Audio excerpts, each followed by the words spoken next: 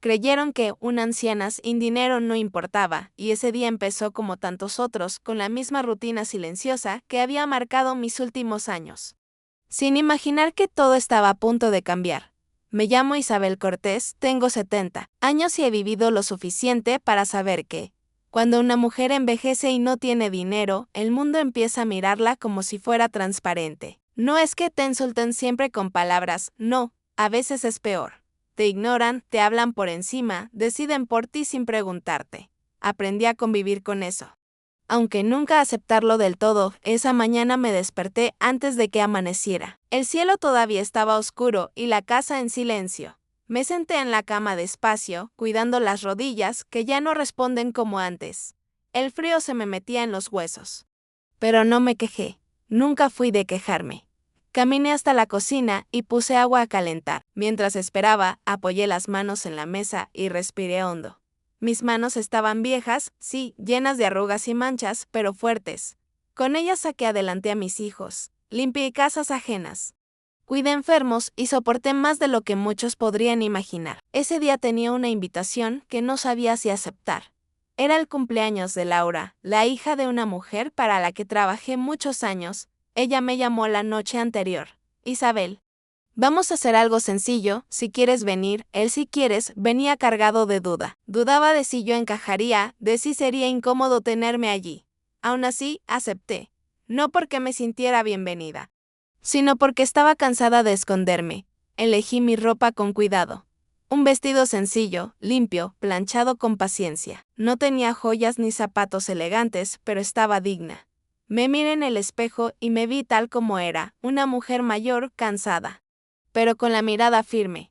No eres menos, me dije en voz baja, nunca lo fuiste. El trayecto fue largo.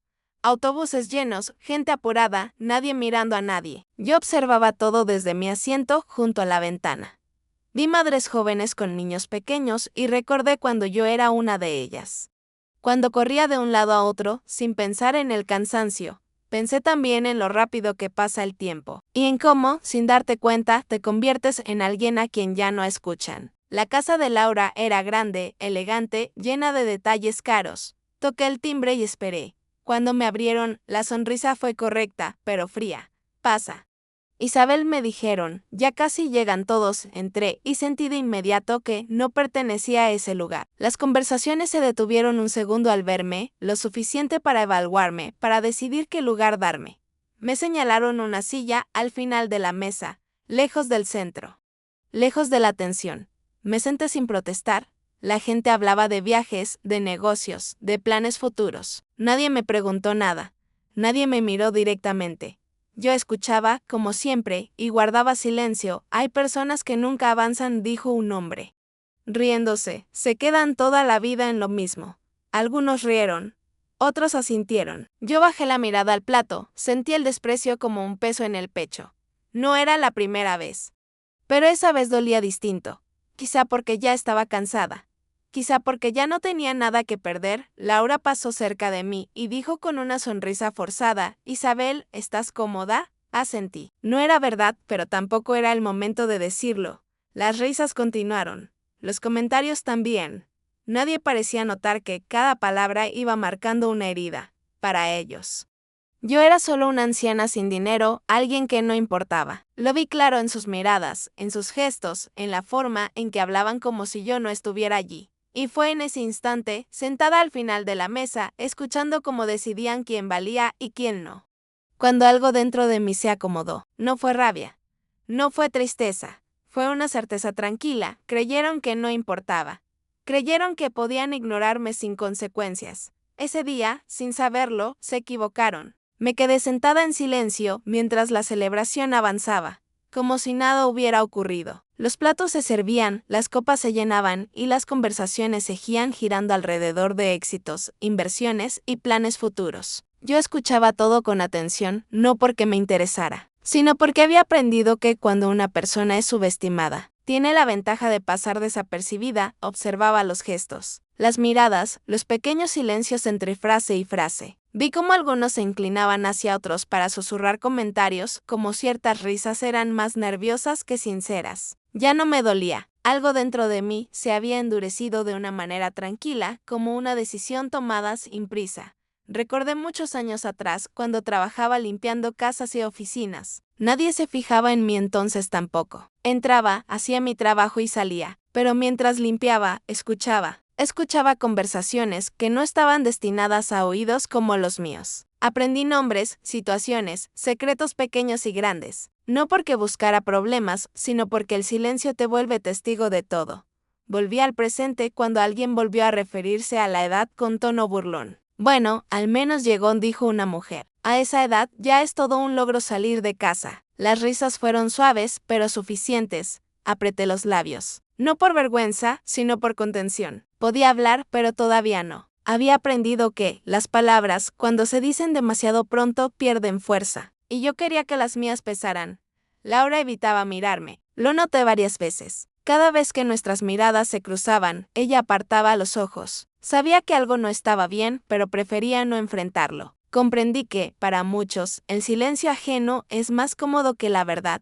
Entonces la conversación tomó un rumbo distinto. Alguien mencionó un negocio reciente, un proyecto que había salido adelante gracias a los contactos correctos. Dijeron nombres, hablaron de favores, de acuerdos hechos fuera de los papeles. Yo levanté la vista con lentitud. Reconocí uno de esos nombres. Mi corazón dio un salto breve, seco. No era la primera vez que lo escuchaba. Lo había oído años atrás, en una oficina que limpiaba de noche, cuando creían que no había nadie más allí. Recordé la voz, la risa, la seguridad con la que hablaban de cosas que nunca saldrían a la luz. Recordé también cómo, en ese entonces, yo había decidido callar para sobrevivir. Eso ya quedó atrás, dijo un hombre. Nadie va a remover el pasado ahora pasado. Esa palabra me golpeó con fuerza. Para ellos era pasado. Para mí era memoria. Sentí que el momento se acercaba. No sabía exactamente qué iba a decir ni cómo lo diría, pero supe que no podía irme de ese lugar sin hacer algo. No podía seguir permitiendo que me trataran como si no existiera, como si mi vida no tuviera valor. Me levanté despacio y pedí permiso para ir al baño. Nadie se opuso. Nadie preguntó nada. En el espejo vi a una mujer mayor, sí, pero distinta a la que había entrado a esa casa. Había firmeza en mis ojos. Me acomodé el cabello y respiré profundo. Cuando regresé a la mesa, noté que algunas miradas se posaban en mí con curiosidad. Quizá era solo mi percepción, pero sentí que algo había cambiado. Tomé asiento y esperé. Isabel, dijo alguien de pronto, usted ha vivido mucho, ¿verdad? Levanté la vista. Lo suficiente para saber cuando alguien cree que no importo, respondí con calma. El silencio se filtró entre las copas y los platos. Algunos sonrieron incómodos, otros fruncieron el ceño. Hay cosas, continué, que uno aprende a guardar porque no tiene otra opción. Pero guardar no es olvidar. Sentí como la tensión crecía. Ya no me miraban con lástima, me miraban con atención.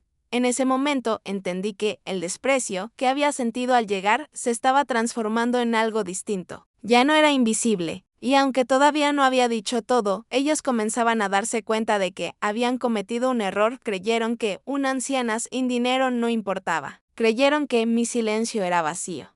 Pero estaban a punto de descubrir que el silencio también puede ser fuerza. El ambiente en la mesa había cambiado por completo. Ya no había risas sueltas ni comentarios ligeros. El silencio se volvió espeso, incómodo, de esos que hacen que la gente se remueva en la silla sin saber por qué. Yo seguía sentada en el mismo lugar, al final de la mesa, pero ya no me sentía pequeña. Algo se había invertido sin que nadie lo notara del todo. Creo que estamos exagerando, dijo un hombre, intentando recuperar el control. Solo estamos conversando. Lo miré con tranquilidad. Las conversaciones también hieren, respondí. Sobre todo cuando se hacen creyendo que nadie escucha. Algunos bajaron la mirada. Otros fingieron interés en sus platos. Laura estaba rígida, con la sonrisa congelada. Por primera vez desde que llegué, parecía incómoda de verdad. Isabel, dijo ella, no era nuestra intención. Nunca lo es, la interrumpí con suavidad. El desprecio casi nunca es intencional. Es costumbre. Se hizo un silencio aún más profundo. Respiré hondo. No estaba temblando. No estaba enojada. Me sentía extrañamente serena, como si hubiera esperado ese momento durante años sin saberlo. Durante mucho tiempo, continué, pensé que callar era una forma de ser fuerte, que aguantar era lo correcto. Pero hoy entiendo que callar también puede ser una forma de desaparecer.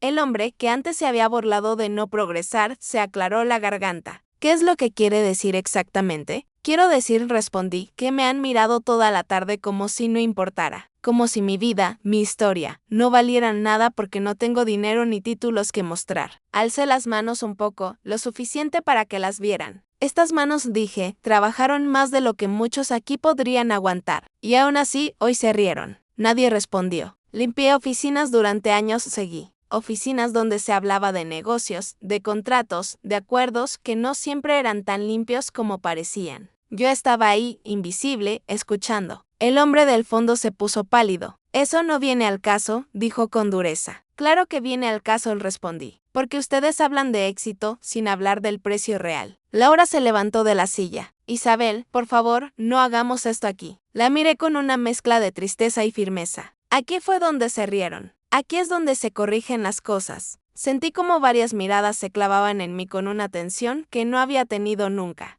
Ya no era lástima, era miedo. No porque yo estuviera gritando o amenazando, sino porque entendían que yo sabía más de lo que parecía. No estoy aquí para pedir nada, aclaré. No quiero su dinero ni su aprobación. Solo quiero que entiendan algo. Me enderecé en la silla. Que subestimar a alguien por su edad o su pobreza es un error, porque a veces las personas que parecen no importar son las que más han visto. El silencio era absoluto. Creyeron que unas ancianas sin dinero no importaban, dije despacio, y hoy descubrieron que estaban equivocados. Me levanté con calma, tomé mi bolso y miré a Laura por última vez. Gracias por la invitación, dije, pero ya es hora de irme. Di unos pasos hacia la puerta. Nadie me detuvo. Nadie supo qué decir. Detrás de mí quedaba una mesa llena de gente confundida, incómoda, enfrentándose por primera vez a la idea de que el desprecio no siempre queda impune. Y yo, por primera vez en mucho tiempo, caminaba sin agachar la cabeza, sabiendo que había recuperado algo que creí perdido, mi voz. Salí de esa casa con pasos lentos, pero firmes. El aire fresco de la tarde me tocó el rostro y sentí algo que hacía años no sentía, ligereza. No era alegría ni orgullo exagerado.